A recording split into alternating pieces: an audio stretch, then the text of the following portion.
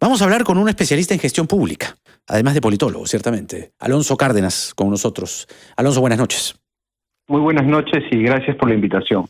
Eso, ¿qué nos pasa? Es decir, hablábamos hace un momento que el límite de la velocidad en el Perú en general realmente se lo pisan todos, ¿no? Literalmente. Se lo pasan por encima, es como un cartel que nadie hace caso y es una señal informativa, ¿no? Reglamentaria de tránsito. A veces se maneja a 40, se maneja a 60, se maneja a 80. En este caso el bus se iba a 105. Primero empecemos por ahí.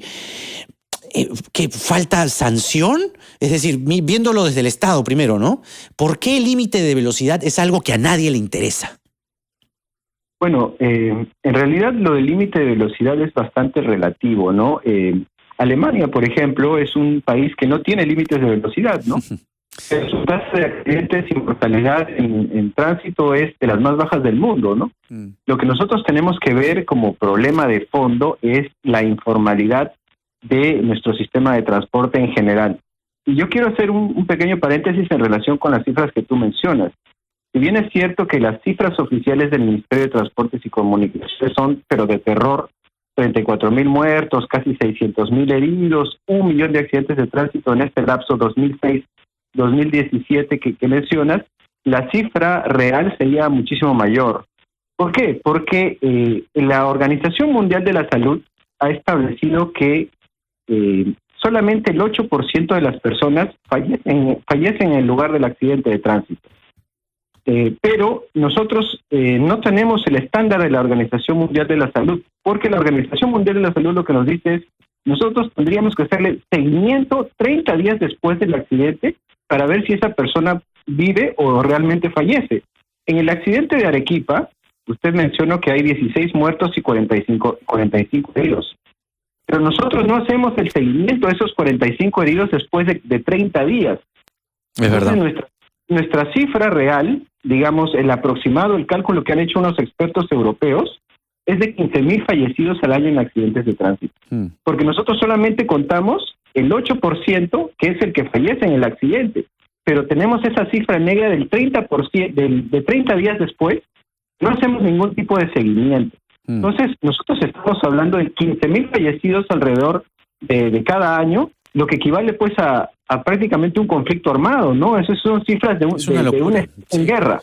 Ahora, mencionabas lo de Alemania. Sí, por ejemplo, en Alemania no hay límite de velocidad, incluso el límite de velocidad es hacia abajo, es decir, hay autopistas, grandes carreteras, que no pueden ir menos de 100 kilómetros por hora. O sea, pero digamos, llegar a ese nivel aquí, todavía estamos a años luz. Pero años luz, ¿no? Claro.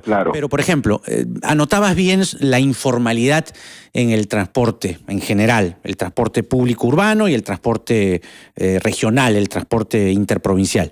Pero esta ha sido una empresa formal, de las más formales que hay, Cruz del Sur, la más formal. Es la más formal, pero digamos... y acaban de cerrar incluso un local en La Victoria, después de lo de Yauca, ¿no? De Arequipa, imagínate. Lo que pasa es que, digamos, la falla humana en general es el principal factor de los fallecidos por accidentes de tránsito, que además, si nosotros lo vemos a nivel macro, de acuerdo otra vez a la Organización Mundial de la Salud, los accidentes de tránsito y las muertes por este tipo de tragedias le cuestan a los países en vías de desarrollo 3.5 del PBI. Es decir, que al Perú anualmente los accidentes de tránsito y los fallecidos nos cuestan 7,000 millones de dólares. Es un espanto. Ahora dices la falla humana, es decir, manejamos mal, ¿no?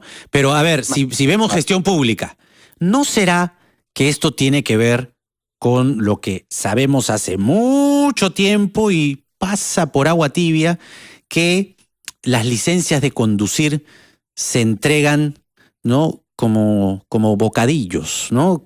Salen como tickets, ¿no? No hay exámenes rigurosos, hay incluso mafias, ¿no? En el examen médico, aprueba tu licencia de conducir en tanto tiempo y el MTC pues anuncia que hará grandes cosas, pero al final no se ve. Es decir, manejamos mal porque las licencias de conducir no tienen un examen riguroso y lo suficientemente vigilado. En realidad hay una combinación de ineficiencia, falta de concepto y enorme corrupción. Por ejemplo, ¿no? El caso de Berlín es bastante ilustrativo. Berlín, según estadísticas oficiales, tiene 230 ambulancias, ¿no? Para atender básicamente accidentes de tránsito. Berlín tiene más o menos las dimensiones que Lima. Pero Lima tiene 6.000 ambulancias, pero que están divididas entre hospitales, clínicas, SAMU, bomberos, Fuerzas Armadas y fuerzas policiales. Es decir, hay una total desarticulación en estas 6.000 ambulancias, mientras que en Berlín solamente es una unidad la que gestiona todo, ¿no? Entonces no existe, digamos, este concepto de gestión de que efectivamente podemos articularnos para atender emergencias. Y eso nosotros lo vemos en muchos elementos de gestión pública, ¿no? ¿Y por qué el error de concepto? Porque el Perú se ha quedado definitivamente en construir carreteras, ¿no? Que ni siquiera son carreteras. Y eso. ¿No? Claro. Pero, por ejemplo, yo veía algunos textos académicos sobre este tema, y en 1964, Tokio, ¿no? Japón, inaugura en lo que se conoce como trenes de gran velocidad, ¿no? Imagínate, hace 55 años está esta tecnología. Y los franceses la perfeccionan en el año 1981. De 1981 a la fecha, ¿sabes cuántas personas han fallecido en accidentes vinculados con trenes en Francia? Dime. 0. ¿Cuánto? 0, claro. 0. Ninguna persona ha fallecido pues en accidentes que están vinculados con trenes. ¿Por qué? Porque los trenes son formalidad, son desarrollo. Eso es lo que nosotros realmente necesitamos. Ya no necesitamos pensar en autopistas ni en carreteras. Lo que necesita nuestro país para evitar este tipo de accidentes y tragedias que se repiten y le cuestan al país muchísimos recursos y digamos, es una carnicería lo que estamos viviendo, es empezar a pensar en trenes. Así es. Nosotros, el gobierno de PPK mencionó que iba a hacer el tren de cercanías. Iba a unir de cercanías, sí. Pero hasta ahora no vemos nada, ¿no? Bueno, ya me hablaba de la línea 2 del metro.